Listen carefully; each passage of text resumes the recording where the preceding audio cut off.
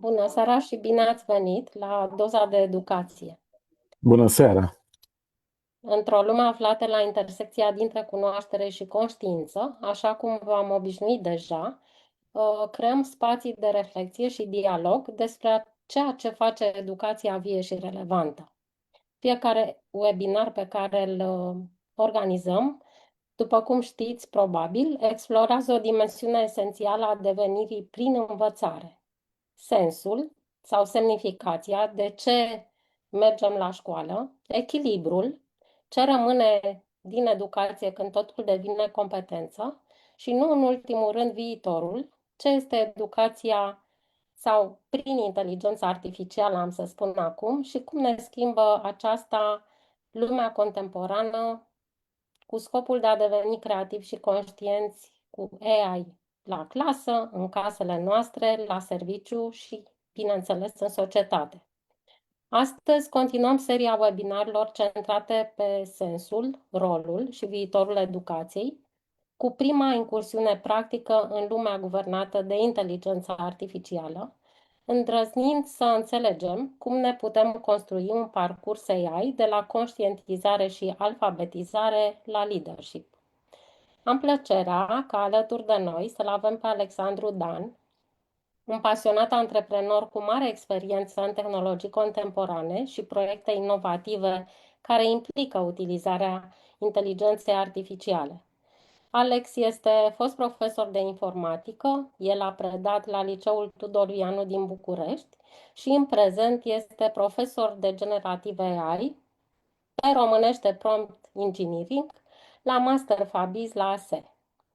Astăzi vom explora împreună primul nivel de competență AI, aș spune, pe care o numim AI Awareness sau în românește conștientizarea AI, iar tema este, bineînțeles, despre AI, ce este AI-ul și cum ne schimbă educația. Bine ai venit, Alex, și îți dau microfonul. Îți mulțumesc foarte mult pentru introducerea frumoasă. Ce pot să spun despre mine este că, într-adevăr, sunt pasionat de AI și petrec cam tot timpul, poate 10-12 ore pe zi, doar în activități, proiecte și mă pasionează foarte mult și partea de educație și încerc să ajut cât mai mulți oameni din România să înțeleagă, să adopte AI și să facă lucrul ăsta în mod etic și cu respect față de ceilalți oameni și de tehnologie. Avem o curiculă a webinarului de astăzi. În primul rând o să facem o introducere a ce este AI, definiția AI-ului. Folosesc termenul AI pentru că este foarte folosit în mediul de tehnologie. În românește este inteligența artificială, dar vă rog să-mi permiteți să pun în continuare AI de câte ori este cazul. Și vom începe apoi printr-un chestionar. Avem o serie de chestionare astăzi în care vrem să avem participarea publicului.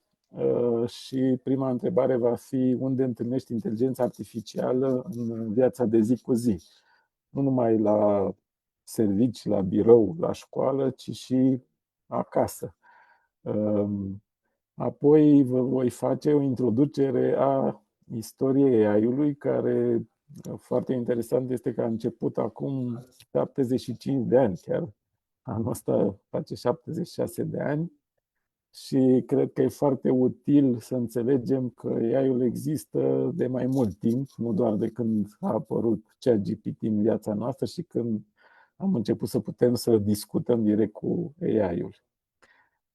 Și apoi avem două chestionare importante în care încercăm să identificăm care sunt oportunitățile și riscurile utilizării AI în educație și în profesia noastră. Apoi avem 3 povești de impact AI în practică Apoi o să abordăm un pic ideea de bias, ce este bias-ul și o să avem un prompt în care o să vedem că AI-ul dă 3 răspunsuri diferite. Vom discuta despre etică și responsabilitatea digitală a AI-ului și un use case foarte interesant în care AI-ul a refuzat femeile. E un topic foarte hot și va fi foarte interesant. Apoi o să mai discutăm o să intrăm în niște lecții etice pentru educație și să vedem când AI-ul învață din trecut. Apoi, ce tip de AI folosim în educație și pentru ce? Și o să avem și niște exemple la cum folosim, de exemplu, Notebook LM pentru a crea un parcurs educațional asincron care va fi prezentat de Silvia. Mulțumesc! Și o să începem cu ce este AI-ul. Definiția inteligenței artificiale este că este domeniul informaticii care proiectează sisteme capabile să îndeplinească sarcini care cer în mod normal inteligența umană, cum ar fi percepția, înțelegerea limbajului, învățarea din date, raționamentul, planificarea și luarea deciziilor. Pentru profesori, AI-ul este un set de instrumente digitale care pot sprijini predarea prin generarea de idei, explicații alternative, exerciții și feedback. Și multe altele aș spune. Deci eu cred că AI-ul poate susține foarte bine profesorii în activitatea educațională, dar trebuie să ținem cont și de faptul că AI-ul poate greși și că răspunsurile AI-ului trebuie verificate. AI-ul funcționează ca partener de clarificare, reflexie, iar profesorul rămâne tot timpul responsabil pentru obiective, reguli și evaluarea gândirii elevului. La fel și pentru elev, AI-ul poate fi un coleg de studiu care te ajută să înțelegi mai bine și să vezi mai multe variante, să găsești greșeli în argumente și să-ți îmbunătățești textele. Dar este foarte important, așa cum am subliniat și pentru profesor, că este foarte important să verifici informațiile. AI-ul nu este o sursă sigură de adevăr, deși prin utilizare multiplă, la un moment dat începem să avem o încredere deosebită în ceea ce ne spune AI-ul și nu percepem adevărul și realitatea alternativă. Deci îți poate induce niște idei, niște informații care vă prezvin și trebuie să abordăm relația cu ea în felul acesta. Din păcate are o probabilitate susținută de eroare, nu este un epsilon 0,3%, uneori este chiar 10%, poate până la 40% în anumite situații. Lucrurile se îmbunătățesc, dar trebuie să reținem acest lucru și îl veți auzi de fiecare dată că trebuie să avem gândirea noastră critică și să ne dăm seama clar atunci când este corect sau nu, sau când este un deepfake. Alex, dacă vrei să și pui niște ancore vizuale, poți să reșeruiești prezentarea, astfel încât urmăritorii noștri să și urmărească unele aspecte pe care le-ai pregătit deja. Da. Dați-mi voie să share-uiesc.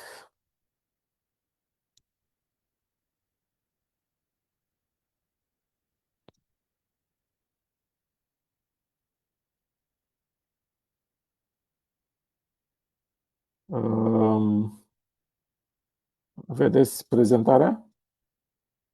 Acum? Da, da, sigur. Da, mulțumesc pentru... Ok. Acum se vede? Ok, bun. Deci, cum discutam, AI-ul este și pentru profesor, și pentru elev, și pentru părinți.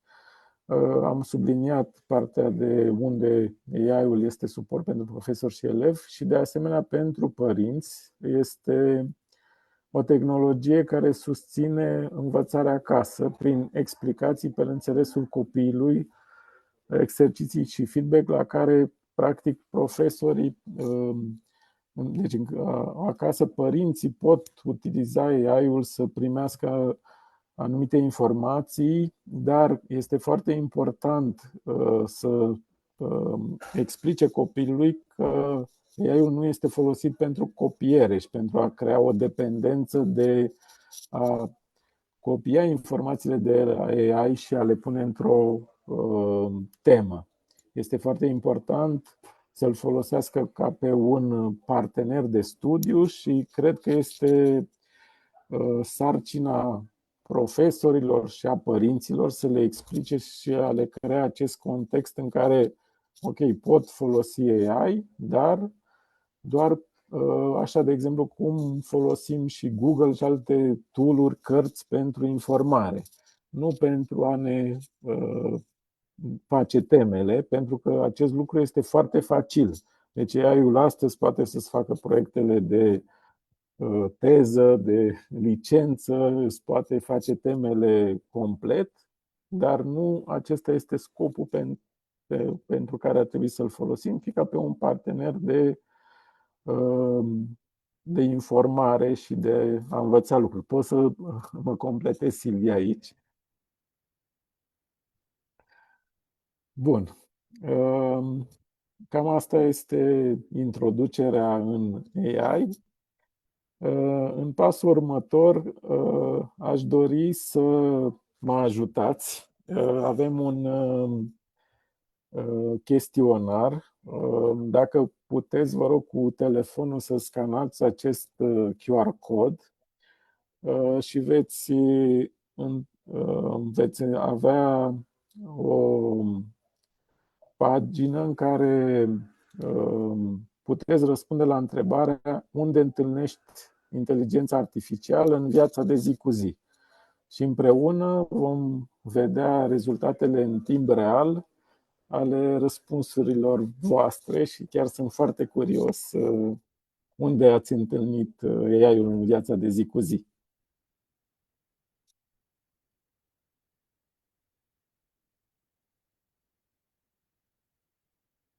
Hai să vedem dacă funcționează.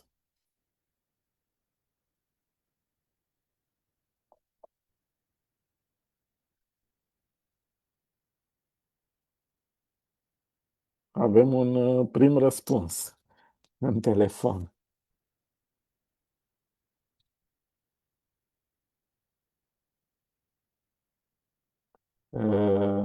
Cred că aș putea să mai las pagina cu QR codul, vedeți?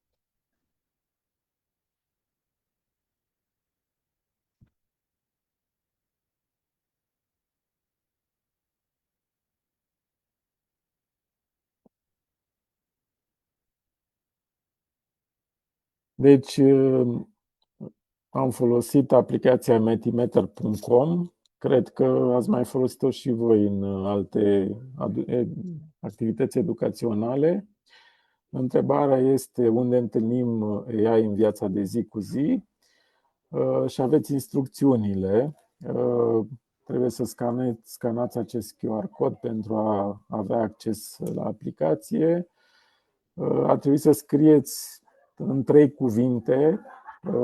Este în viața profesională, personală și puteți să aduceți, de exemplu, astăzi folosim AI în Google Maps, recomandări Netflix, filtre foto, asistenți vocal, traducere automate, reclame personalizate, în a genera prezentări cu gama în foarte multe situații și aș dori să aveți un exemplu concret legat de o activitate din viața voastră, nu neapărat device-ul sau aplicația pe care ați folosit-o, ci mai mult o situație din viața reală.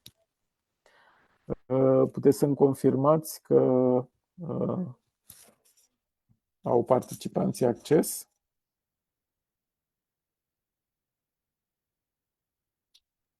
Dacă au scanat, cu siguranță da.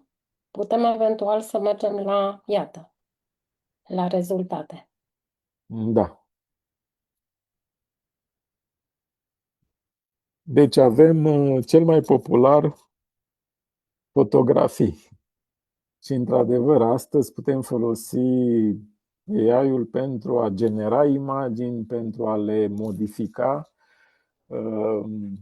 Când eram eu, când foloseam Photoshop, acum 10 ani, nu exista posibilitatea, de exemplu, să elimin background-ul de la o imagine. Acum, practic, cu un tool de la Google care se numește Nano Banana, poți să uploadezi o imagine și să-ți scoată background-ul sau poți să modifici textul, poți să pui chiar pe cineva cu tine în imagine și aceste lucruri au devenit posibile de foarte curând. De asemenea, da, pe rețelele sociale sunt algoritmi care îți propun anumite videouri, imagini, reclame care folosesc, bineînțeles, un algoritm de inteligență artificială care e diferit de ChatGPT și aceste aplicații conversaționale. Și aceste AI-uri existau și acum 10 ani. Aveam AI pe rețele sociale de multă vreme. Apoi pe laptop. Da, poți să ai, de exemplu, Siri sau Alexa sau alte soluții pe care le instalezi pe laptop sau ChatGPT și vei avea AI poate și pe WhatsApp, pe Discord, pe telefon, pe orice canal de comunicare. Hai să vedem.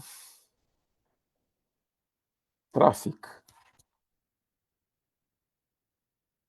Aici nu știu la ce Probabil se Waze, referă. probabil la acele Ah, da, platforme Waze. sociale, sigur.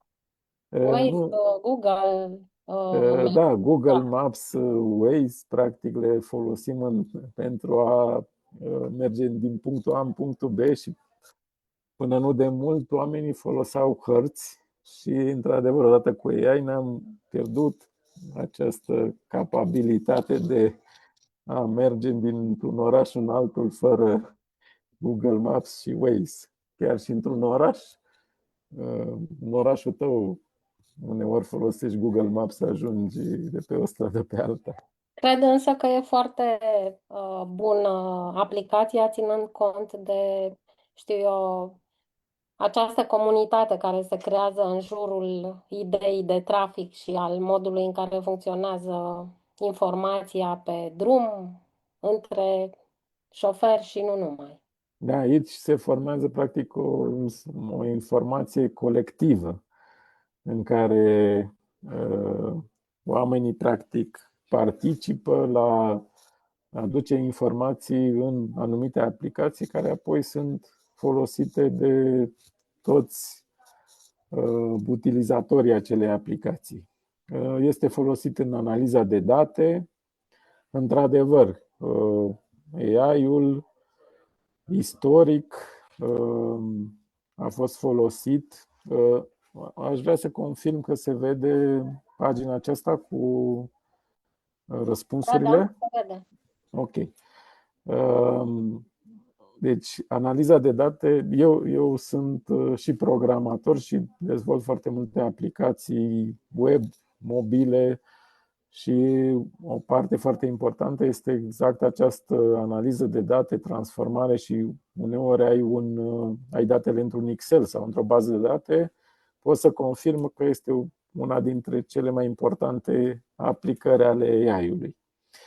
Aparate de uz casnic. Foarte interesant. În ultima vreme avem roboți care fac curat și aici chiar era o discuție interesantă că noi ne dorim ca roboții să facă curat în casă sau și nu să facă artă.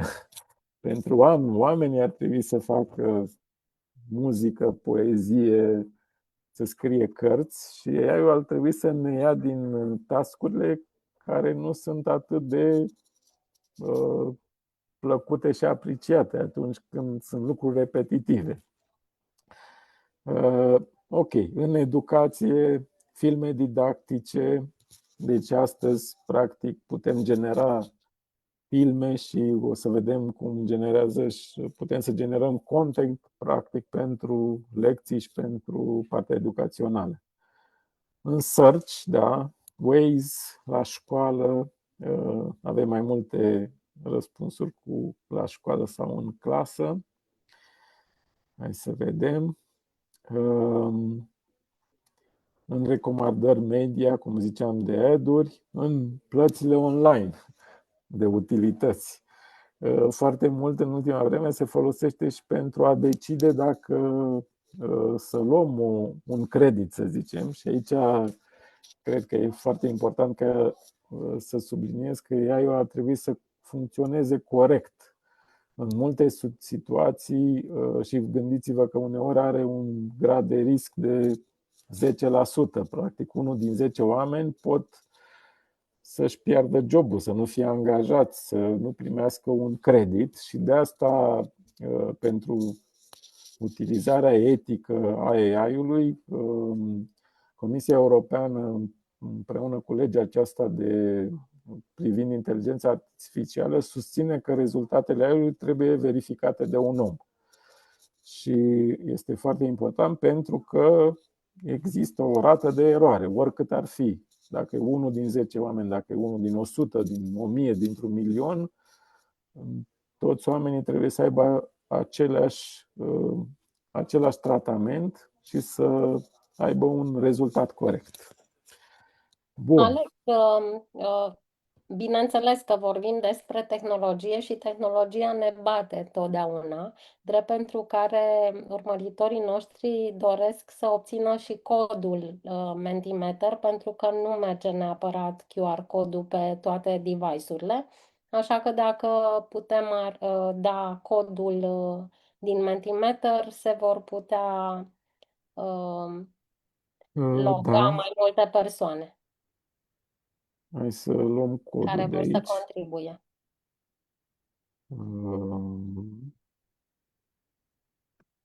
Imediat. Da.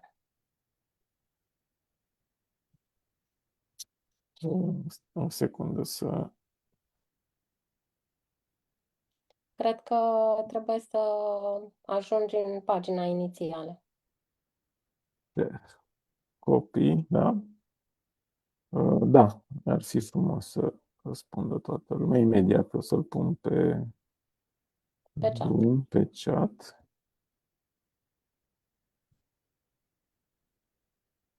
Acesta este. Bun. Chiar am putea să revenim la rezultate. Uite că s-a construit un word cloud foarte frumos.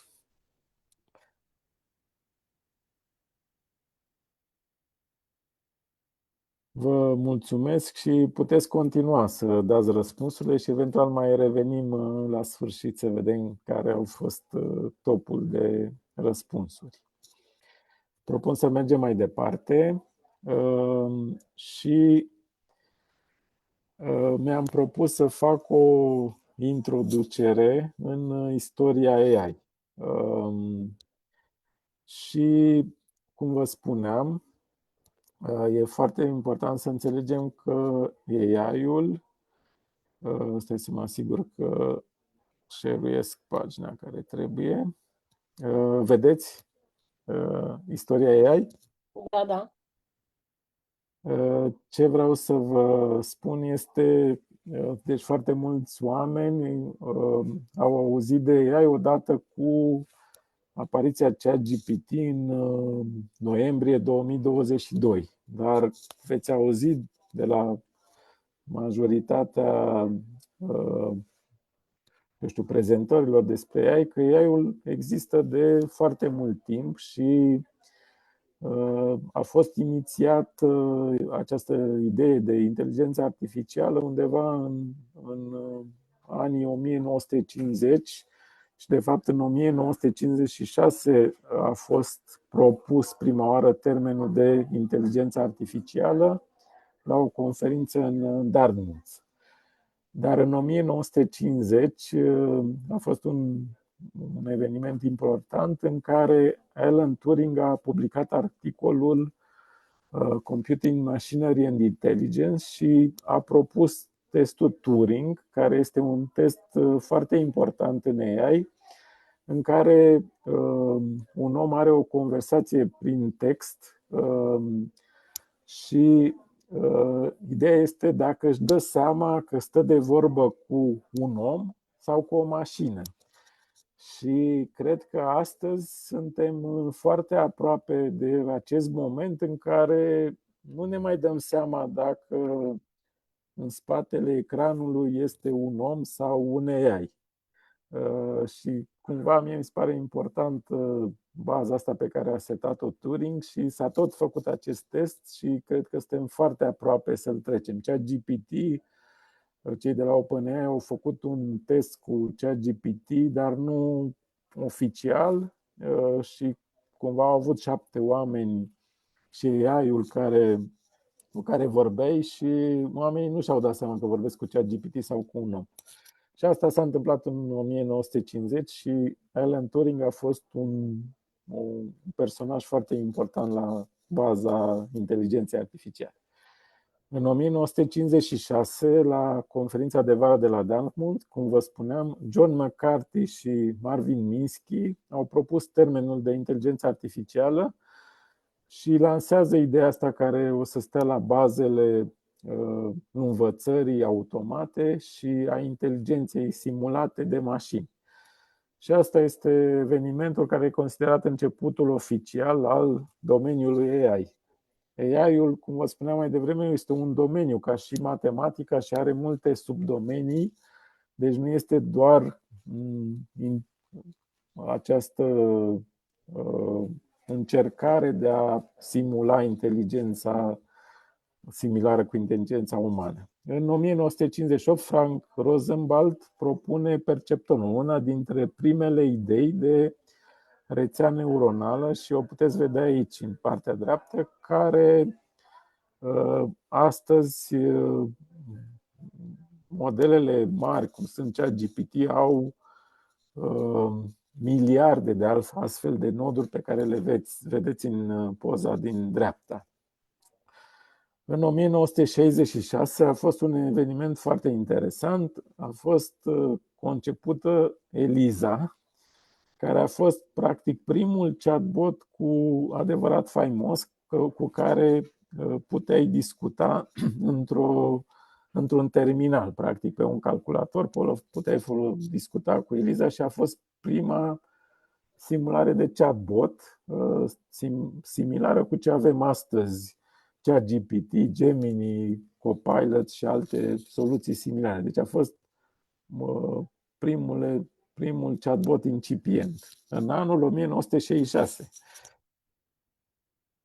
Mai departe, deci asta a fost între 1950 și 1966, au fost primele experimente și premizele inteligenței artificiale. Apoi, din 1969, a fost un fel de răcire. Am intrat în iarna AI, în care au fost câțiva specialiști care au zis că, de fapt, perceptonii care erau la baza inteligenței artificiale în acea perioadă nu sunt suficiente ca să rezolve nici măcar probleme simple pe care le avem astăzi. Și a fost o carte publicată de Marvin Minsky și Seymour Papert, care au spus că, de fapt, nu putem să punem o bază în inteligența artificială și a scăzut foarte mult entuziasmul. Apoi, în 1972, Terry Weingard a creat un sistem Shardlu, un sistem care înțelege comenzile în limbaj natural și simplifică blocuri într-o lume virtuală. Deci puteai, practic, cu aceste AI să faci mutări a anumitor obiecte într-o lume virtuală și a fost practic primul limbaj natural de a controla în medii controlate. În 1980 a fost creat primul sistem expert de o companie DEC, Digital Equipment Corporation, care a automatizat configurarea unor calculatoare. Deci, folosind un algoritm AI, au reușit să configureze foarte multe calculatoare și au avut peste 80.000 de comenzi și acuratețea era undeva între 95 și 98%, care a fost foarte bună și a fost practic un prim exemplu de automatizare în producția de calculatoare. Apoi, între 2006 și 2012, avem, de fapt, revoluția deep learning. În 2006, Geoffrey Hinton, care este un expert recunoscut în inteligență artificială, a creat deep learning pentru antrenarea eficientă printr-o strategie nouă de antrenare în straturi a rețelelor neuronale. Acest deep learning practic stă la baza inteligenței artificiale de astăzi și în 2009 s-a introdus o bază de date foarte mare de milioane de imagini, ImageNet, care apoi în 2012, printr-un algoritm AlexNet la care a participat și Geoffrey Hinton și, foarte interesant, Iulia Sutskever, au reușit practic să creeze un model de inteligență artificială care a reușit să detecteze imagini cu acuratețe foarte mare. Și de ce zic Ilia? Ilia este un personaj foarte important. El a condus echipa tehnică de la OpenAI care a creat ChatGPT și el practic a fost cumva creierul din spatele ChatGPT, care practic a creat revoluția despre care discutăm astăzi. Deci Ilia Sutskever este un personaj important, de asemenea și Geoffrey Hinton, care mai târziu a luat și un echivalent al premiului Nobel. Bun, în 2014 au fost introduse GAN, sunt Generative Adversarial Networks, deschizând o nouă clasă de modele generative care practic generează imagini realiste și care funcționează, cum vedeți în poza din partea dreaptă, în care poți practic să iei părți din mai multe imagini ca să creezi o imagine nouă. Și această idee a accelerat foarte mult editarea de imagini și transferul de stil de la o imagine la alta sau de la mai multe imagini la una singură. În 2016 a fost un eveniment foarte interesant care e cumva și mediatic. AlphaGo e un sistem dezvoltat de DeepMind, câștigă practic un joc de Go cu cel mai practic cu campionul mondial la Go.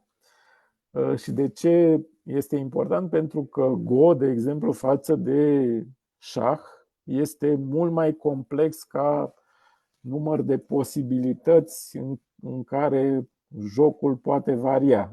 La șah este relativ stabil numărul de posibilități de la un anumit pas. În Go este practic o infinitate de posibilități sau mai mult decât toți atomii din univers.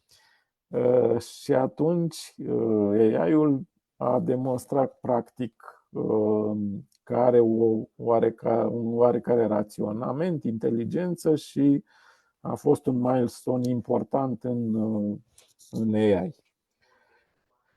Și acum ne apropiem de zilele noastre. În 2017 a fost inventată arhitectura Transformer, care stă practic la baza ChatGPT, Gemini și a modelelor de limbaje mari, care se numesc și LLM, prin lucrarea Attention is all you need. Și acest moment mie mi se pare cumva că a schimbat cu totul și viața noastră de astăzi. Deci asta e tehnologia la baza chatboților de astăzi. Și foarte interesant, în 2018, Geoffrey Hinton, de care vă spuneam mai devreme, care practic a pus bazele deep learning, dar cu siguranță au fost mult mai mulți cercetători care au participat la evoluția AI, și Ian LeCun, care conduce laboratorul de AI de la Facebook, au primit premiul Turing, care este echivalentul premiului Nobel în informatică, pentru dezvoltarea acestor rețele neuronale profunde, Deep Neural Networks, de care vă spuneam mai devreme. Deci am ales niște evenimente care cred că sunt importante în istoria ei. Sunt sute, mii de research-uri și evenimente, dar astea mi s-au părut mie mai interesante. Cu siguranță sunt și altele care nu sunt aici. Apoi, în zilele noastre, deci, cum vă spuneam, între acest Transformer asta la baza ChatGPT, care a apărut în anul 2020, în noiembrie, și a fost practic primul AI cu care poți sta de vorbă pe telefonul tău și care practic îți răspunde la orice întrebare din univers, din cunoștințele universale ale omenirii. Și acest eveniment mi se pare foarte important și care, împreună cu Transformer, stă la baza inovației pe care o avem astăzi. Apoi, în 2021 a fost de asemenea a apărut o aplicație AlphaFold care reușește să facă predicția formei 3D a proteinelor. Iarăși, aceasta este un exemplu foarte complicat. În general, în laborator, această prezicere se făcea în poate zile, săptămâni, și AlphaFold a reușit să prezică toate posibilitățile de forme 3D ale proteinelor, care au o formă foarte complexă, sunt ca un ghem, și pe care AI o face, deci practic într-o zi îți prezice toate posibilitățile deci nu mai ai nevoie de cercetare în laborator. Practic a rezolvat problema pentru totdeauna. Și o problemă complexă la care ai nevoie de cercetare și muncă în laborator susținută de zile, săptămâni și uneori luni de zile să descoperi doar o formulă, și ea o descoperă 2 milioane într-o perioadă foarte scurtă. În 2022, cum vă spuneam, în noiembrie s-a lansat ChatGPT.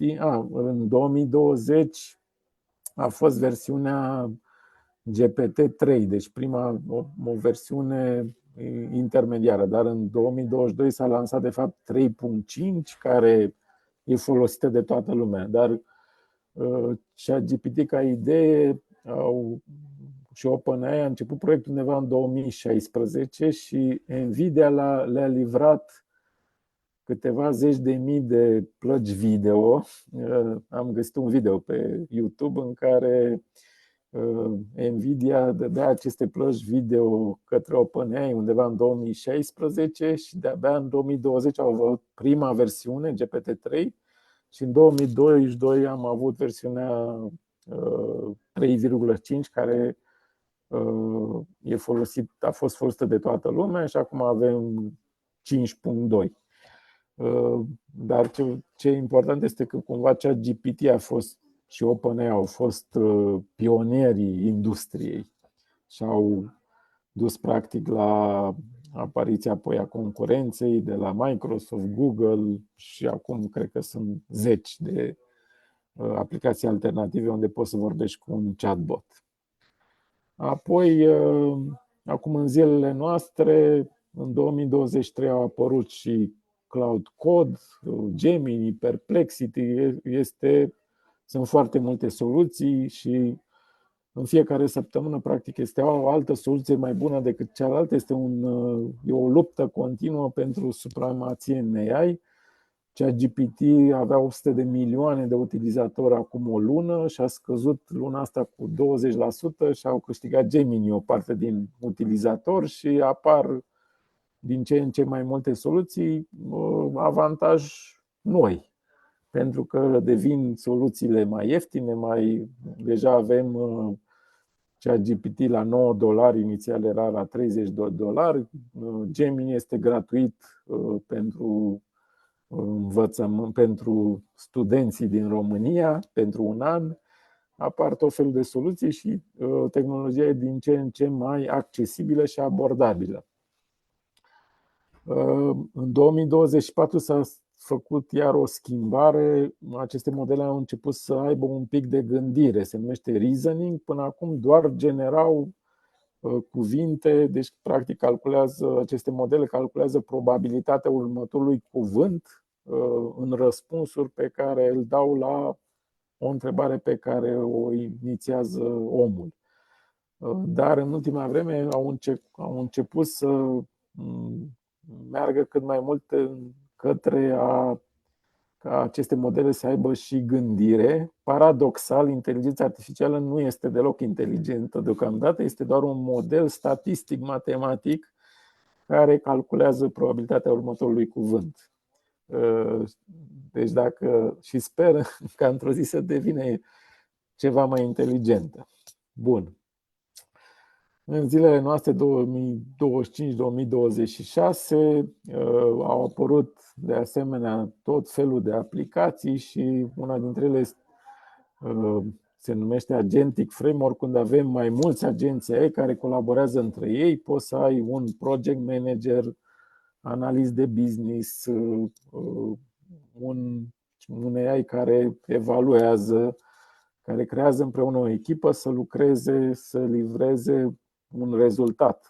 În programare, de exemplu, avem un challenge foarte mare, foarte mulți programatori astăzi folosesc AI, practic nu mai programăm de câteva luni de zile și folosim diversi agenți AI care scriu codul pentru noi, dar trebuie să verificăm fiecare rând și, într-adevăr, avem multe erori ale acestor asistenți și uneori chiar, de exemplu, preferăm să facem lucrurile fără AI.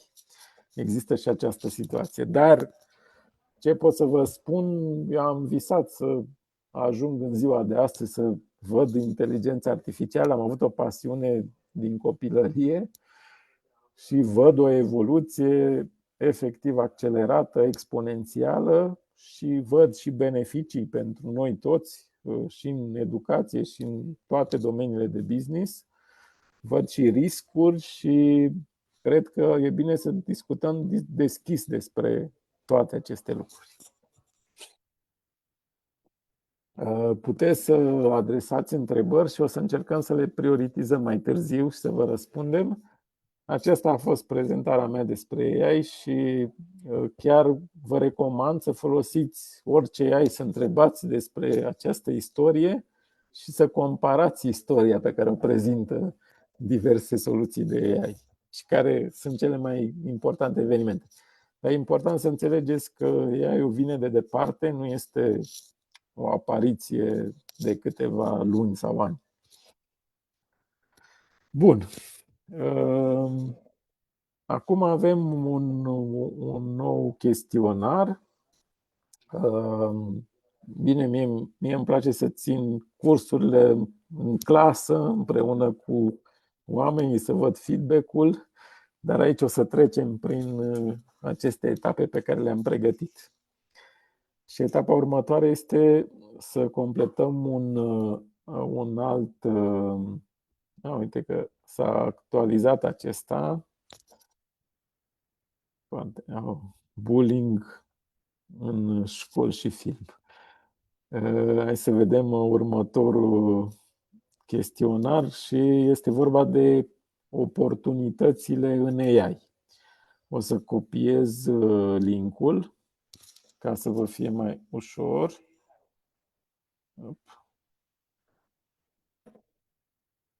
O să-l dau pe chat și apoi o să vă povestesc un pic despre ceea ce vrem să primim feedback-ul vostru. Deci, discutăm despre oportunități în AI. Putem să-mi confirmați că se vede prezentarea? Și avem un exercițiu în care vă rugăm să răspundeți la următoarea întrebare. Care este cea mai importantă oportunitate pe care AI-ul o aduce educației și profesiei tale? Instrucțiunile sunt similare. E bine să scrieți câteva cuvinte, 2-3 cuvinte, ca să putem să vedem apoi acel cloud, acel nor cu toate posibilitățile.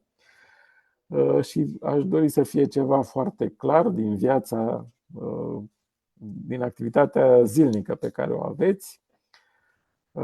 Deci care ar fi oportunitatea să folosim AI și să fie o idee clară. De exemplu, economisire de timp, diferențiere în învățare, feedback rapid, accesibilitate, sprijin pentru profesori,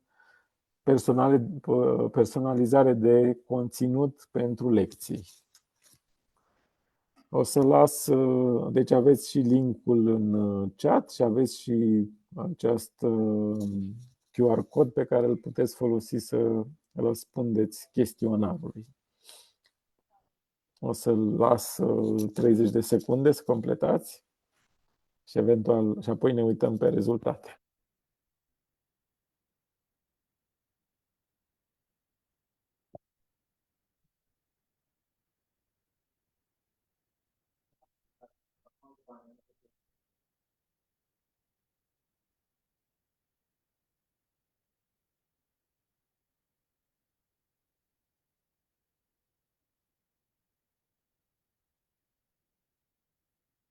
Deja au început să vină rezultatele. Aveți și aici QR codul.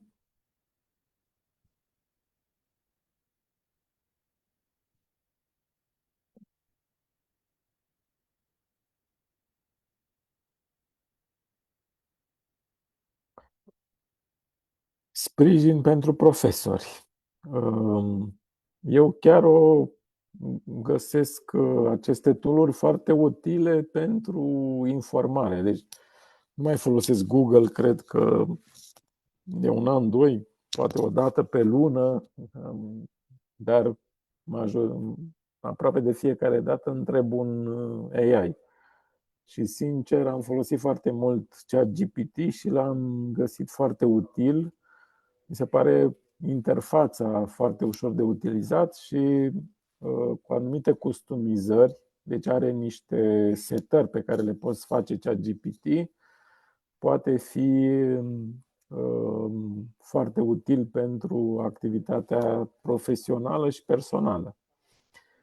Sprijin pentru profesor, personalizează experiențele, informații într-o secundă.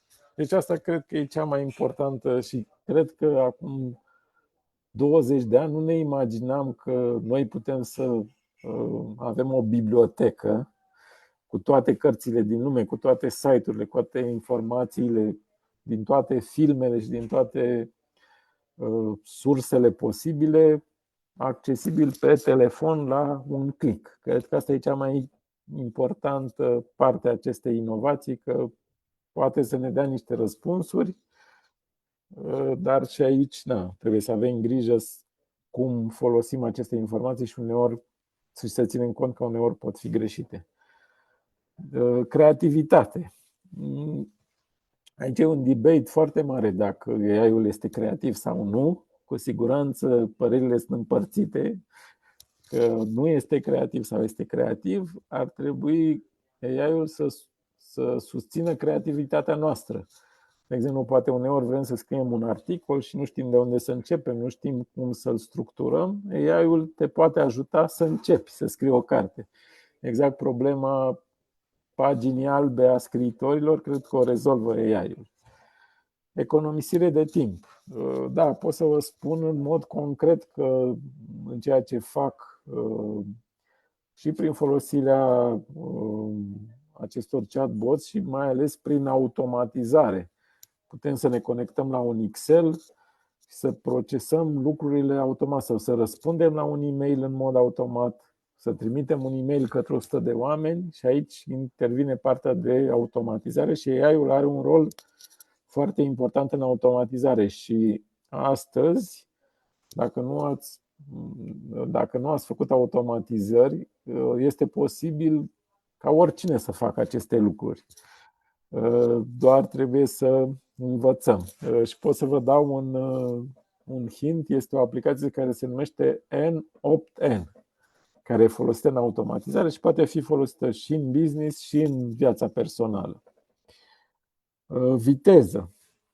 Într-adevăr, sunt lucruri pe care poate le făceam înainte scriind pe o foaie de hârtie sau făcând o planificare în Excel, scriind un document, făcând o sumarizare pe care astăzi poți să faci mult mai ușor cu AI, poți să ajungi rapid la informații și poți să faci lucrurile în ore în loc de zile. Deci ăsta e mesajul general, cred, în ziua de astăzi, că și în business, și în educație, și în viața de zi cu zi, putem anumite activități să le facem în ore, care altădată ne luau zile întregi. Informație, informare, noutate. Da, poți să folosești AI-ul să afli ultimele știri sau poți odată pe zi să spună care este sumarul știrilor de astăzi și poți chiar să faci un research, se numește Deep Research, un search avansat pe care ChatGPT și multe alte, deci acest search avansat este capabilitatea chatboților în general să se ducă pe internet pe 100 de site-uri și să ne aducă informațiile deja structurate, care în mod normal ne-ar lua poate zile să parcurgem toate aceste site-uri, să le citim și să sumarizăm informația. Realizarea de material DID. Ce este DID? Didactic? Da, didactic. Bun. Care ți atrage atenția, Silvia, de aici? Din ce perspectivă? Care dintre cuvintele de aici îți atrag atenția? Păi, categoric zona de informație, categoric zona de diferențiere și conținut divers, economisire de timp, mă rog, reformulări, cred că am văzut undeva, dar nu mai văd, și suport în analiză rapidă a unor date. Eu sunt curios dacă există profesori, părinți, oameni în general în România care nu știu că există acest tool. Dacă nu știu, ar trebui să-i ajutăm să afle de el. Chiar în anul trecut am învățat-o și pe mama mea, care are 75 de ani și încă face matematică. A fost profesoară de matematică, face lecții la distanță și a învățat să folosească ChatGPT și e folositoare și ei. Și eu cred că toți oamenii ar trebui să aibă posibilitatea să utilizeze aceste tool-uri. Eu cred că aduc un beneficiu major. Și de asta sunt eu astăzi aici, să transmit acest mesaj și mi-aș dori să-l transmiteți mai departe.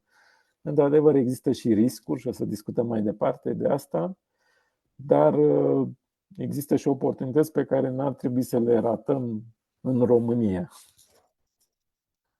Bun. O să revin la Da, mai ales, prezentare. adaug un lucru, mai ales că Mentimeter Acum este mult automatizat în sensul că are acel agent AI care permite o ușurință mult mai mare în modul de uh, coagulare Utilizări. da. Poți să Adică faci o analiză a acestor date, da.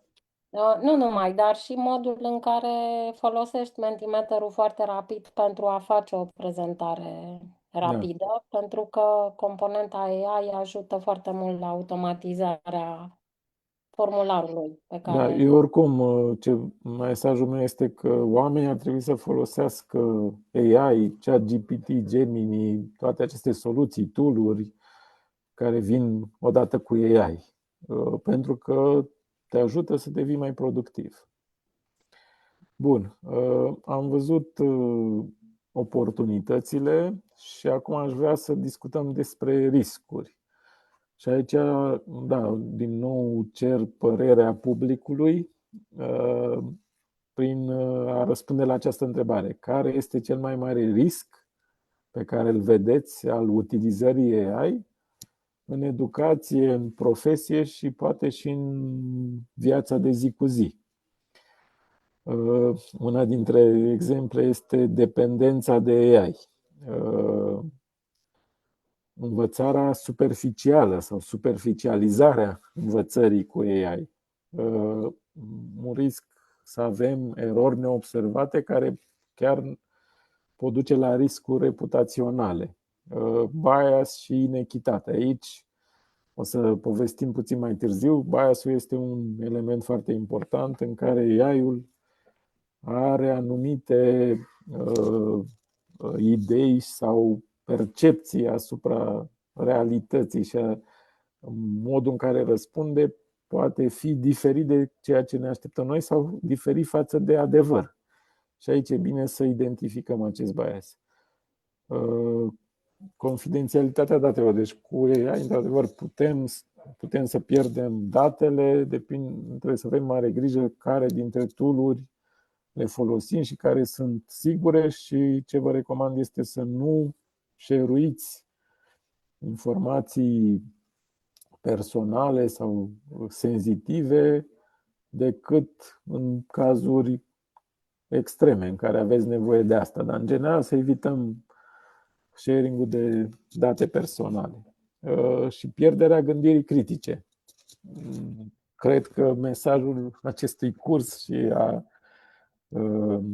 general competențelor democratice este să punem gândirea critică în mijloc și pentru, deja este evident, am repetat acest lucru, în viața pe care o avem astăzi și la TV și pe rețelele sociale și în utilizarea AI sunt foarte multe lucruri care trebuie la care trebuie să ne punem întrebarea dacă este adevărat corect și să trecem prin propria rațiune. Bun, hai să mergem să vedem. Avem Mentimeterul acesta. O să vă share-esc imediat și linkul sau ăsta e pentru cel de riscuri. Imediat să vă dau și acesta este al treilea link, da? Acesta este ultimul. Și putem să mergem pe aceste pagini. Aveți și QR codul și aveți și linkul în mesaj. Vă rog să-l folosiți. Deci, care este cel mai mare risc al utilizării AI în educație și în profesia noastră? Răspunsuri greșite. Da, ăsta este un risc și probabil că îl vor identifica mai mulți oameni. Folosirea de către copii. Da, folosirea AI-ului de către copii în mod greșit, prin să-l folosim pentru a copia, ne face temele în mod neetic, este un risc și aici eu cred că nu trebuie să le impunem să nu folosească inteligența artificială, ci trebuie să-i ajutăm să înțeleagă cum este bine să o folosească și cum să-și formeze gândirea critică, pentru că este inevitabil să folosim inteligența artificială. E deja în viața noastră, este în mașină, este pe telefon, este în tot ceea ce ne înconjoară. În curând și cuptorul cu microunde va avea inteligență artificială. Nu putem să-i oprim pe copii în a-l folosi, pentru că este ca și curentul electric. Ce putem face este să-i educăm în a înțelege ce e inteligența artificială, cum poate fi folosită și cum pot să-și dezvolte gândirea critică și să folosească inteligent inteligența artificială. Deci da, pierderea gândirii critice, din ce am observat, foarte mulți oameni folosesc astăzi AI și foarte mulți specialiști sunt deja mult mai productivi, de 10 ori mai productivi. Și începem să ne ducem într-o zonă în care să avem o încredere absolută în AI. Pentru orice facem, să ne ducem să folosim AI și ajungem într-o zonă de dependență și în care practic ne pierdem gândirea critică. Chiar s-a observat că folosim mai puțin creierul atunci când utilizăm AI și eu cred că un risc mare este într-adevăr să devenim efectiv dependenți și să nu mai putem. Deci dacă oprim AI-ul astăzi, deja foarte multe companii vor avea o problemă de productivitate, pentru că oamenii deja îl folosesc să răspundă la un e-mail, să-și facă o planificare în foarte multe activități. Și aici cred că trebuie să rămânem echilibrați, ca în orice facem în viață. Orice este folosit în exces duce la rezultate negative. Te rog să completezi, Silvia, ce crezi despre chiar mă riscurile gândeam. AI? Da, mă gândeam fix la aspectul acesta pe care îl menționează de altfel toți oamenii de știință care cercetează educația și care spuneau că ajută, ca să zic așa, memorarea pe termen scurt, dar nu ajută la fundamentarea gândirii critice pe termen lung. Putem să învățăm diferite metode de a pune sub semnul întrebării răspunsurile pe care le primim din utilizarea inteligenței artificiale și cu siguranță puțin mai târziu o să trecem prin experiența aceasta și în cadrul acestui webinar, dar cred că e important de menționat că trebuie să conștientizăm care sunt plusurile și minusurile și unde ne poate ajuta cu adevărat și unde ne poate deturna de la obiectivele de învățare pe care le avem dacă nu folosim inteligența artificială.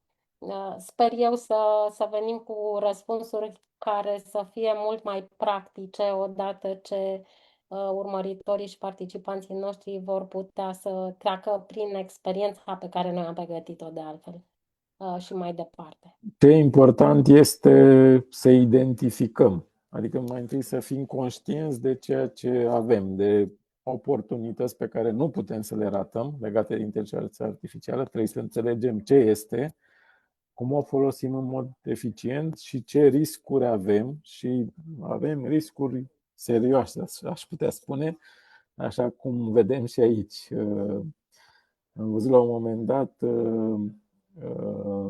reducerea originalității. Reduce originalitate.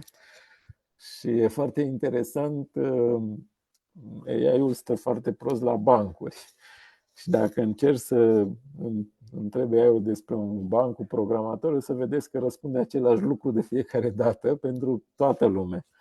Ideea este că trebuie să înțelegem că, așa cum este construit AI-ul și în special aceste modele generative și chatbots cu AI, au o oarecare bază și o probabilitate de a răspunde într-un anumit fel. Și este corect să spui că îți reduce originalitatea și dacă 10 copii fac poate o temă cu AI, o să vedeți cât de similare sunt răspunsurile și proiectele lor. Și aici, Da. într-adevăr, este corect. Este corect. Există anumite tehnici pe care le am și le pot share-ui, cum putem să creștem entropia și probabilitatea de răspunsuri diferite ține de probabilități și chiar poți să pui în prompt. Asta predau la facultate ca să crească această probabilitate, dar totuși trebuie să o vedem ca un model matematic. Aș spune că și omul are o anumită predilecție pentru anumite răspunsuri, dar cred că creativitatea noastră este la un nivel net superior față de ei și are niște componente și un mod de a fi creativ total diferit în funcție de experiența noastră care vine din mai multe simțuri, mai multe direcții, o istorie, o evoluție a omului, care AI-ul deocamdată puteți să-l vedeți ca un Excel. Nu are emoții, nu are empatie, decât una, exact mai ți-aș calcula ție sentimentele acum, probabilistic. Ar fi poate de entuziasm sau poate care e probabilitatea sentimentelor noastre astăzi. Pot să adaug ceva? Mă gândeam, apropo de riscuri, și la, mă rog, cumva e un cluster care include multe dintre răspunsurile contributorilor noștri. Mă gândeam la zona aceasta de delegare a gândirii, la iluzia obiectivității. Aș zice, pentru că ne adresăm foarte mult școlii, profesorilor și elevilor, la slăbirea rolului educativ al profesorului până la urmă, dar și normalizarea utilizării responsabile, apropo de toate lucrurile pe care le-ai menționat până acum. Da. Deci, ce vreau să conștientizeze oamenii, dar acum să nu ne pierdem în detalii și să nu mai folosim AI, este că sunt foarte multe riscuri și cred că e nevoie de educație pentru a Da. utiliza corect AI-ul și cred că deocamdată mediul din școli, universități, din mediul educațional din lume și din România încă nu este pregătit de impactul AI și ăsta e efortul pe care îl facem noi de conștientizare și cred că ar De trebui fapt, dus către toți profesorii și toți da, părinții da. și toți elevii. Și de fapt mesajul nostru e că AI trebuie să fie folosit critic, să nu fie utilizat automat și să fie utilizat printr-o reflexie critică care să fie semnificativă pentru, știu eu, proiectul, dezideratul pe care îl avem noi în utilizarea inteligenței artificiale. Deci este pierdere, gândire critică. Acesta este mesajul publicului care cred că este foarte corect. Vă mulțumesc foarte mult, chiar mi-aș dori să completați în continuare, să vedem cât mai multe răspunsuri. Văd că sunt 17, dar ar trebui să avem 100. Probabil că sunt comune, unele dintre ele, dar chiar vă rog să contribuiți, o să share-uim aceste rezultate la sfârșit. Bun, eu zic să... Mărimea fonturilor ne arată mai multe răspunsuri pe același topic. Da. Acum aș vrea să mă ajuți, Silvia, să discutăm despre niște povești reale ale impactului AI în educație. O să trecem rapid pentru că avem mai multe slide-uri și mai multe informații de șeruit. Una dintre ele este clară. AI-ul a fost folosit cu succes în traduceri și cred că cu toții suntem mulțumiți de modul în care ChatGPT vorbește în română. Eu vorbesc mai mult de ChatGPT că a fost așa un fel de iPhone, dar sunt și alte modele și chiar vă rog să le încercați pe toate. Și într-adevăr, prima meserie care văd că a fost impactată a fost chiar cea de traducător. Deci AI face foarte bine treaba asta și cred că ne ajută foarte mult în educație, în clasă, să putem să facem mediul mai accesibil, să putem să folosim AI-ul pentru traduceri și cred că ne ajută în multe situații. Al doilea exemplu este faptul că la aceeași lecție unii elevi se pierd după primele 10 minute, iar alții termină mai repede și se plictisesc. Deci avem o diferență între elevii dintr-o clasă și cred că aici AI-ul ne poate ajuta în a customiza, a seta cumva o lecție în versiuni diferite care să adapteze cât mai bine nevoilor copiilor, elevilor. Și avem o versiune mai simplă și poate una mai complicată care să fie mai greu abordabilă de cei care reușesc să termine mai repede.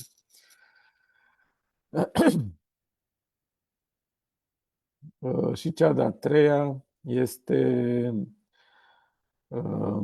dacă un elev, de exemplu, rămâne în urmă la fracții și profesorul nu are timp să repete individual de fiecare dată, cred că cu ajutorul AI elevii pot primi mai multe exerciții sau pot să-l folosească ca un partener pentru a descoperi poate și alte exerciții și ajută cumva lipsa atenției pentru fiecare elev în parte. Și deci eu cred că elevii pot folosi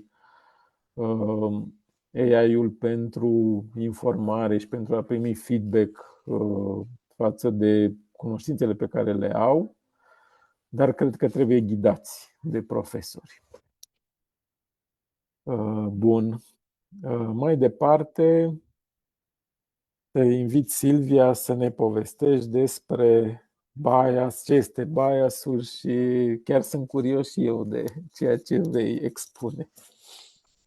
Da, păi în primul rând am trimis și eu un cod și un link la Mentimeter, tocmai pentru că aș vrea să introducem acest subiect și anume același prompt, răspunsuri diferite.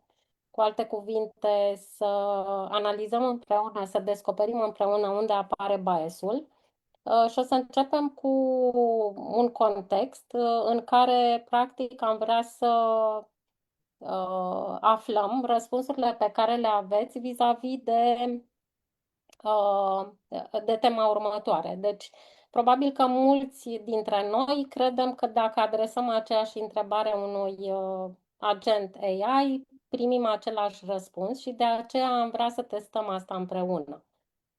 Altfel spus, în Mentimeter, dacă v-ați logat, o să puteți să răspundeți întrebării care este cea mai bună metodă de evaluare a elevilor și aveți 3 variante de răspuns, da, nu, nu știu. Nu știu dacă deocamdată nu s-a logat nimeni, dar poate că urmează. Așadar, codul la Mentimeter este 47806938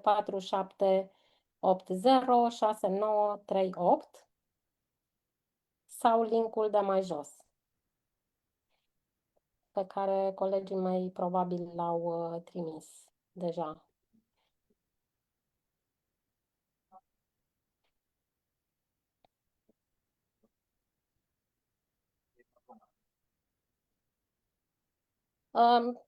Da, pare că nu se loghează nimeni.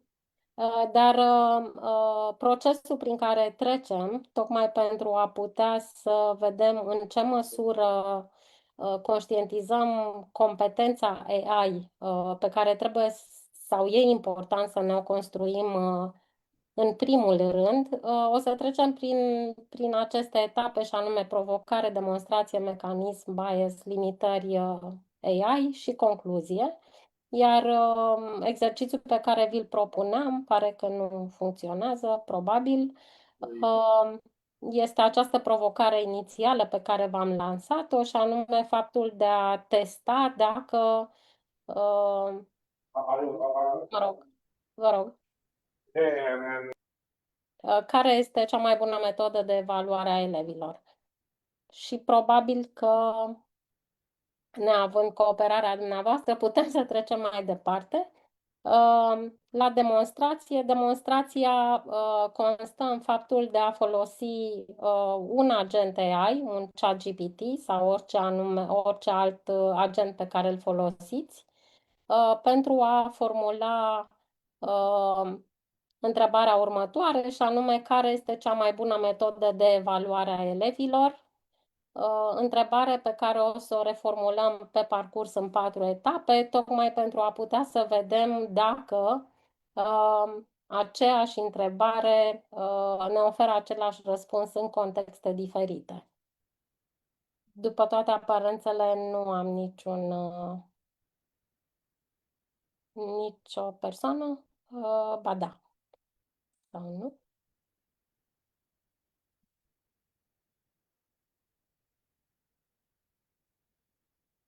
Da, pare că nu avem răspunsuri. În orice caz, la întrebarea care este cea mai bună metodă de evaluare a elevilor, mulțumesc, Alex, să vedem care este răspunsul pe care îl oferă ChatGPT, sau mai bine zis OpenAI.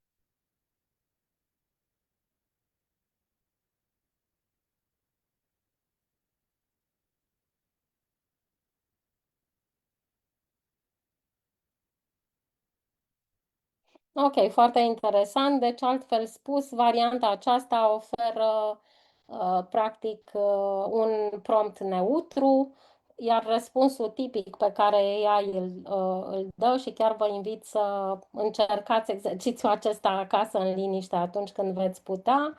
Răspunsul tipic este clar evaluare continuă, feedback formativ, probabil și combinație de teste și proiecte, din câte observ și la ceea ce a afișat Alex prin răspunsul pe care l-a oferit ChatGPT. Deci, altfel spus, dacă ne uităm cumva la răspunsul pe care l-a oferit, e un bias neutru care pare corect, echilibrat și consensual. Acum, mergând mai departe, Alex, care este cea mai bună metodă de evaluare a elevilor într-un sistem educațional performant? Altfel spus, schimbăm puțin contextul, o mică schimbare de context. Care este cea mai bună metodă de evaluare a elevilor într-un sistem educațional performant?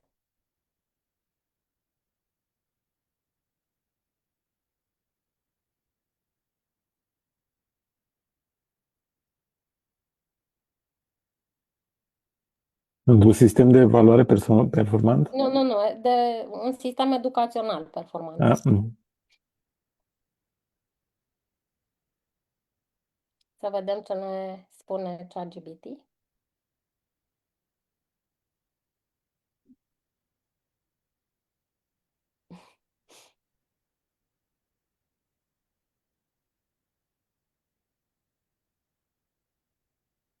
Deja ne spune că este o întrebare mai complexă.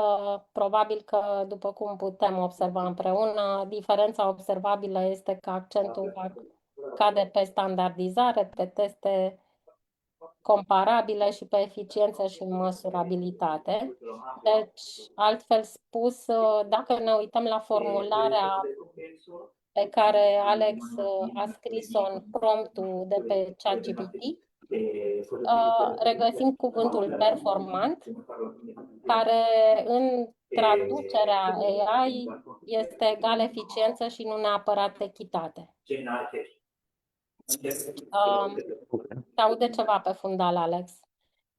Bun, mai departe, dacă mergem pe acest proces, o să schimbăm din nou contextul, dar de această dată cultural, și anume care este cea mai bună metodă de evaluare a elevilor din medii defavorizate.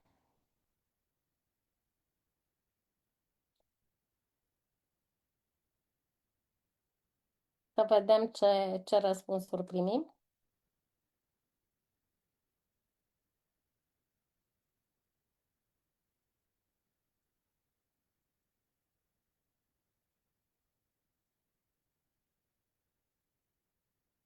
După cum Putem observăm, să cerem și un răspuns în 200 de caractere. da, da, da. Dar după cum putem observa, ținând cont de promptul pe care l-am scris, deja se duce către o evaluare mai flexibilă, care ține cont de anumite criterii, un accent probabil pe progresul individual și ține cont cumva de riscul de stigmatizare menționat, după câte îmi pot da seama.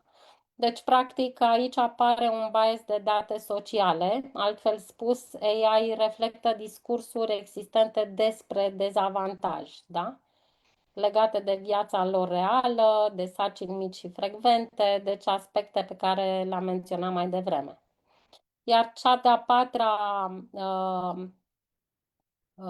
testare o să o facem din perspectiva unui prompt normativ, care este cea mai corectă metodă de evaluare a elevilor.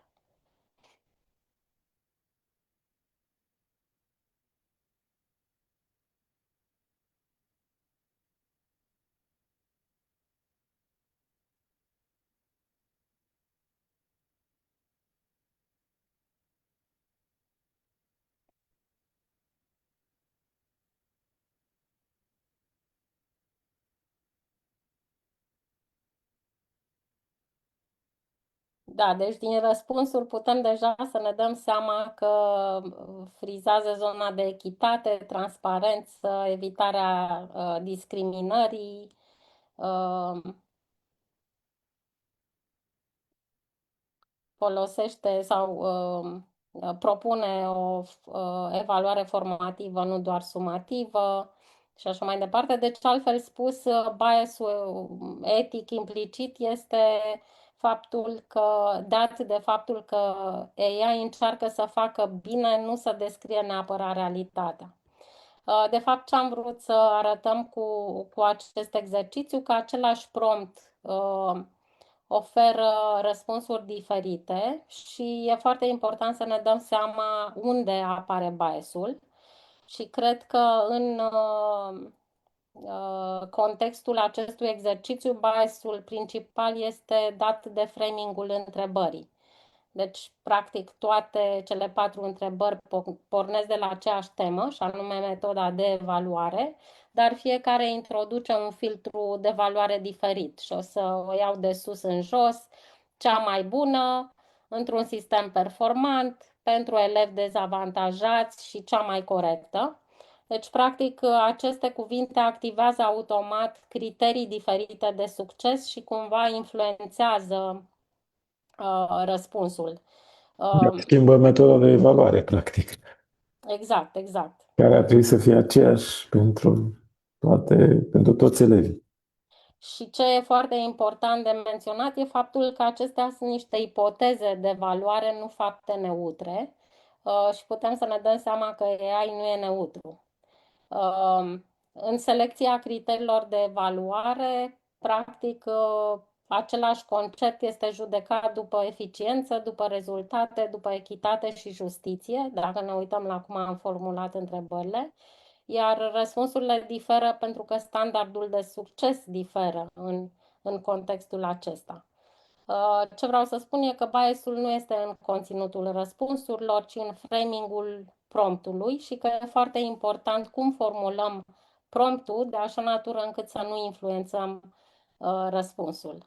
Uh, Menționez sau reiterez faptul că întrebările conțin valori implicite, că activează priorități diferite și că limitează câmpul de soluții acceptabile.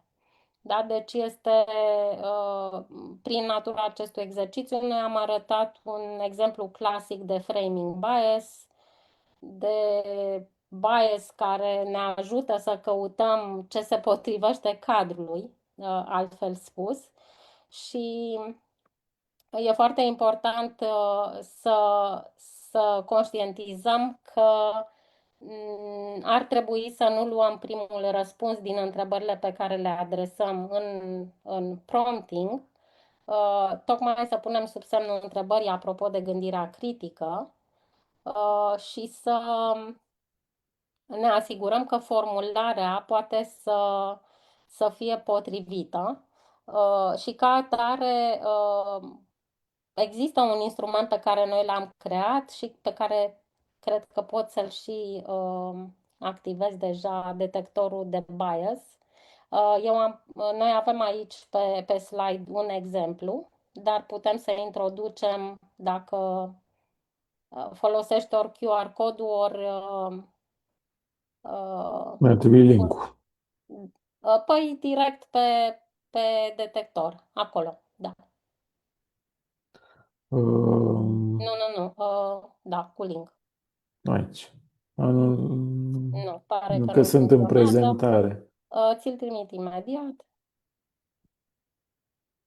Îl pun de fapt aici pentru toată lumea. L-am pus în chat.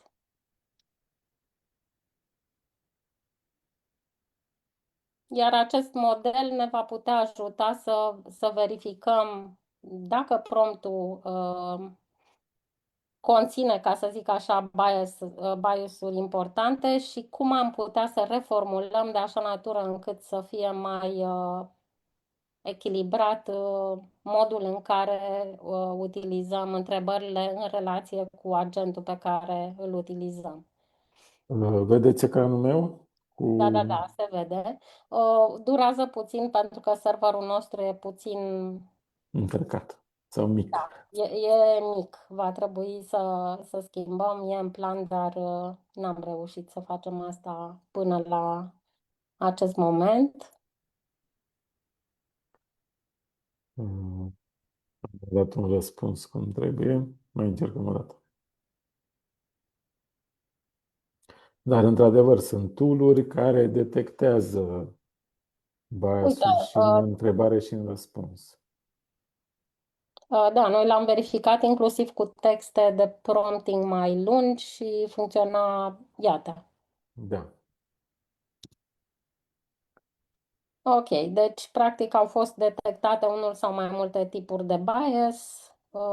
De ce bias? Pentru că cea mai corectă metodă sugerează că există o singură absolută, da, un adevăr absolut, ceea ce este în mod clar o generalizare excesivă și ne oferă o variantă echilibrată. Există multiple metode de evaluare adecvate pentru elevi. Putem utiliza acest instrument tocmai pentru a putea să reformulăm de așa natură promptul încât să fie să fie puțin influențat rezultatul de modul în care am adresat întrebarea. De asemenea, poate să fie o variantă de instrument de autoaudit al biasurilor în evaluare pentru profesor pe care ar putea să și-l um, creeze, ca să zic așa.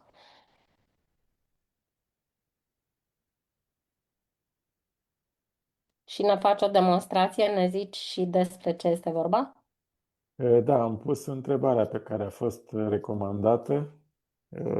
Dacă există Ah, ok, ok. Pe care multiple am... metode de evaluare adecvate pentru elevi și am redus răspunsul ca să nu fie în câteva pagini de text. Mhm. Și, într-adevăr, da, cu întrebarea corectă vei primi un răspuns mai bun. Da. Uitându-ne cumva pe procesul acesta pe care noi l-am notat, mecanismul ne arată de ce se întâmplă, de fapt, de ce obținem aceste biasuri. Altfel spus că inteligența artificială nu are opinii, nu caută adevărul, apropo de răspunsurile pe care deja ni le-a dat, și generează cel mai probabil răspuns pe baza datelor din care a învățat, lucruri pe care le-ai menționat și tu anterior până acum, și al formulării promptului, după cum spuneam, și a normelor dominante din text. Deci dacă încărcăm date dintr-un anumit cluster sau pe un context, el va funcționa în contextul respectiv. Deci, altfel spus, inteligența artificială nu este obiectivă, uh, nu e un lucru bun sau rău, este o oglindă statică a lumii cu toate biasurile ei. Uh, Și Foarte de frumos aceea spus. Da, și de aceea mă gândeam că acest instrument de autoaudit a biasurilor în evaluare pentru profesori ar putea să fie, cum să zic eu, creat ca o grilă structurată de reflexie, respectiv ca o verificare practică care îl ajută pe profesor să identifice unde ar putea apărea judecăți subiective, ce elevi sunt favorizați, dezavantajați involuntar și cum influențează framing-ul așteptările și contextul deciziilor de evaluare. Din perspectiva biasurilor, mă rog, noi am pus mai multe QR coduri care vă vor duce pe o platformă de învățare în cadrul incubatorului civic digital la AI School, unde o să puteți să găsiți o gamă mai largă de Exemple. exemple de biasuri, dar ce vreau să spun pe exemplul nostru e faptul că am avut bias de formulare, adică un singur cuvânt schimbat a schimbat direcția. Am avut bias cultural și social, ce texte au existat mai mult online, de exemplu. Bias de corectitudine, apropo de, știu eu, AI-ul caută să evite conflicte, preferă răspunsuri acceptabile, lucru pe care l-ai menționat și tu mai devreme, Alex.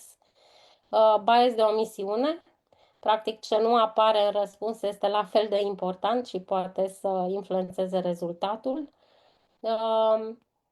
De optimalitate și mă refeream aici la cea mai bună metodă de evaluare a elevilor. De exemplu, presupune că există o soluție universală și ajunge să fie valorizată eficiența generală. Dacă mă refer la performanță sistemică, gândindu-mă la întrebarea a doua, cea mai bună metodă de evaluare a elevilor într-un sistem educațional performant, leagă evaluarea de rezultate macro și ajunge să fie valorizat feedback-ul și competențele. Echitatea socială, care mută focusul pe compensare și ajunge să fie valorizat progresul individual. Iar nu în ultimul rând, bază de justiție procedurală, cea mai corectă metodă caută obiectivitate și reguli, ajunge să fie valorizate standardele.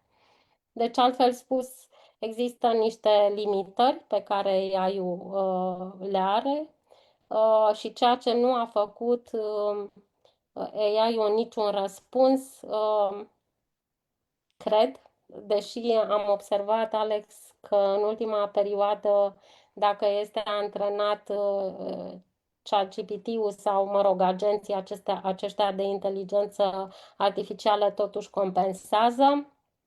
Ce mi se Dacă au pare că nu a... grounding, înseamnă să se bazeze pe niște răspunsuri corecte. De exemplu, dacă avem un document cu 1000 de întrebări și răspunsuri care știm că sunt corecte, atunci răspunsul va fi mult mai bun decât dacă îl lăsăm să răspundă din memoria lui extinsă sau căutând pe Reddit sau poate niște surse care nu sunt credibile. Deci se poate schimba răspunsul AI-ului și să fie foarte corect, dar trebuie să-l ajutăm. Da. Să-l ajutăm prin a-i oferi, de exemplu, context real de clasă, mă gândesc, apropo de ceea ce Exemple. interesează pe profesori, exact vârsta elevilor, nivelul pe care se află educațional vorbind, poate mențiuni referitoare la constrângerile curriculare și la date foarte concrete și nu a spus nu știu, adică e foarte sigur pe el când ne oferă răspunsurile și asta poate să fie cu plus și minus. Putem să-l învățăm și să zică nu știu. Cred că ar fi util într-o lecție viitoare să facem niște exemple de prompturi, să explicăm toate aceste detalii. Păi, Și eu cred că contextul avem este foarte ocazia important, data da. viitoare, nu în februarie, la următorul webinar. Ce aș vrea să mai menționez pe exercițiul acesta este faptul că biasurile nu sunt greșeli morale și asta e foarte important ca profesorii și urmăritorii noștri să știe, ci mecanisme cognitive normale care apar ca urmare a lucrului bine făcut pe care noi oamenii vrem să-l facem ajutându-ne de inteligența artificială. Și un mesaj pentru profesori în special este că un profesor performant care folosește inteligența artificială trebuie să învețe să le recunoască, să le monitorizeze și să le reducă sistematic pe aceste bias-uri. Da. Da, și trebuie să ai Deci, o metodologie să faci acest lucru, să treci prin niște pași, cum vedem și aici. exact. Prima oară e important să fim conștienți că există acest bias și se poate testa în multiple moduri. Da. Bun. Și dacă intrați pe linkurile la care aveți acces prin aceste coduri sau colegii mei o să vă trimită și linkuri la paginile web pe aceste teme, o să puteți aprofundați subiectul. Trecând mai departe, spuneai tu la un moment dat, Alex, de un exercițiu care atinge zona aceasta de etică și responsabilitate digitală, care e un caz real uh, uh, în ceea ce privește algoritmul pe care l-a creat ca să fie obiectiv Amazon pentru a face recrutare la nivel de Da, e corporație. un caz foarte cunoscut în industrie, în AI, care a pus și bazele legii inteligenței artificiale la nivelul Comisiei Europene. Acesta a fost unul dintre ele în care la Amazon s-a antrenat un AI cu foarte multe CV-uri, probabil cu Mii. zeci de mii de CV-uri care erau al angajaților din Amazon și chiar era legat de programare și s-a introdus un bias pentru că foarte puține femei aveau rol de programator în Amazon și acesta s-a transferat într-un bias al AI-ului care a decis cu o probabilitate de 1% să recomande femei pentru angajare în aceste poziții și s-a observat practic biasul care a fost transferat de fapt prin lipsa informațiilor în datele de antrenare, nu în competențele femeilor de a fi programator și care a dus la o discriminare și acesta este un punct important care a pornit de fapt AI Act, care își propune să reducă cât mai mult discriminarea. Au fost și alte cazuri de împrumuturi și probleme sociale care au dus practic la discriminare bazată pe antrenarea AI-ului cu date care aveau bias, dar asta a fost un caz foarte interesant în care AI-ul a refuzat să angajeze Amazon. femei în anumite Da. poziții, dar aici aș vrea să să pun accentul și pe faptul că recrutorii nu trebuie, ce au greșit, că nu au luat decizia AI-ului ca o recomandare, ci de foarte multe ori au zis, AI-ul a zis că nu poți să te angajezi și atunci nu te angajezi. De exemplu, dacă aplici pe Revolut să-ți dea un credit, o să-ți dea răspuns direct nu, fără să spună de ce și de multe ori în multe din sistemele astea este bias AI fără drept de apel. Deci dacă nu ai AI care răspunde corect și ai oameni care iau decizia și o transferă, copy-paste mai departe în decizia finală, fără să-și asume responsabilitatea, ajungem la aceste discriminări. De asta Da, e important să evaluăm. da, adaug faptul că algoritmul nu a primit explicit informații despre gen, apropo de bărbați și femei, adică nu i s-a spus alege bărbați, dar a primit, ca să zic așa, CV-urile istorice Iar care se care bazau aveau și pe. sexul, da, și Da, și a genul. învățat subtil, de fapt, ce tip de cuvinte apar frecvent în CV-urile de succes, ca să zic așa, și ce experiențe sunt asociate rezultatului pozitiv și fără intenție a început să asocieze performanța cu masculinitatea. Uh, De asemenea, e important de spus că Amazon a luat decizia grea, dar foarte importantă de a sista practic utilizarea acestui AI și de a trage A fost oploanele acestui transparent, AI. a comunicat rezultatele acestui caz și cred că a fost foarte util. Da, mai ales că Un pas curajos. da, și mai ales că eliminarea acelei variabile gen nu a eliminat discriminarea și acesta a fost, cred, un semnal. De aceea, astfel de sisteme sunt astăzi considerate cu risc foarte ridicat în legislația europeană, precum și în Da, high EU risk. Artificial Intelligence Act, la care ai făcut tu referire. Iar din perspectiva UNESCO, care reglementează de asemenea din perspectiva valorilor, acest caz atinge direct echitatea, nediscriminarea, responsabilitatea umană, educația pentru cetățenie democratică și este reprezentativ pentru modul în care utilizăm AI-ul. Din păcate, Alex, noi am depășit cu vreo 10 minute timpul alocat și în curând tehnologia ne va scoate din live.